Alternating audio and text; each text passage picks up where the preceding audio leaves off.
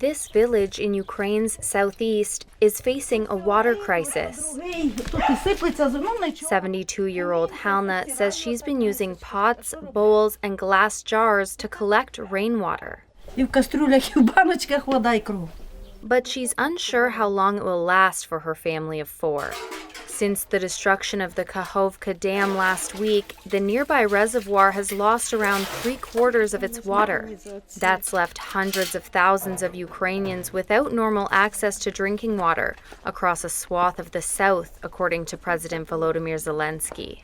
Water taps have been turned off for many of the village's residents. Those who had water storage pools rushed to fill them up. This is Alexander, another local. 4 cubic meters will last a month, but is not enough to wash and shower. Only 15% of residents still have water running from their taps. Others have to rely on water brought in by the authorities. The local administration delivered 2,160 bottles of drinking water for residents on Wednesday. But more than 7,500 people live here. Across the country, the problem is much bigger. The massive reservoir provided water to the wider population, including farmers and industries, as well as to the Zaporizhzhia nuclear power plant. It also supplied a vital water canal to occupied Crimea, which was seized by Russia in 2014. Ukraine's military intelligence agency has accused Russia of deliberately blowing up the dam to halt Kyiv's long-expected counteroffensive. Russia has accused Ukraine of attacking the dam. Ukraine's environment minister said nearly 4 cubic miles of water had already been lost since the dam's destruction unleashed catastrophic flooding in the southwest. The Ukrainian government scrambled to set up alternative water supplies and limit potential health hazards from contaminated water, channeling over $68 million to help.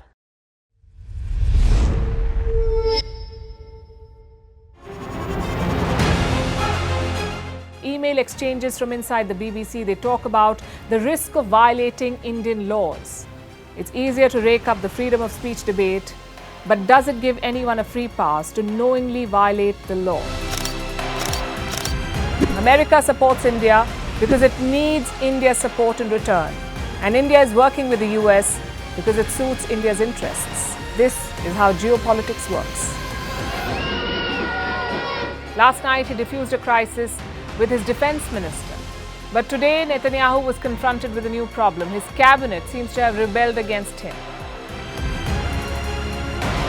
The UK is looking at the Indian subcontinent to fill its coffers. That India seems to be negotiating from a position of power, like a partner and not a former colony.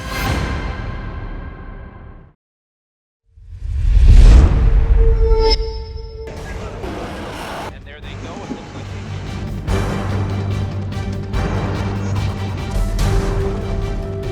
The US and Russia are dangerously close to an armed conflict.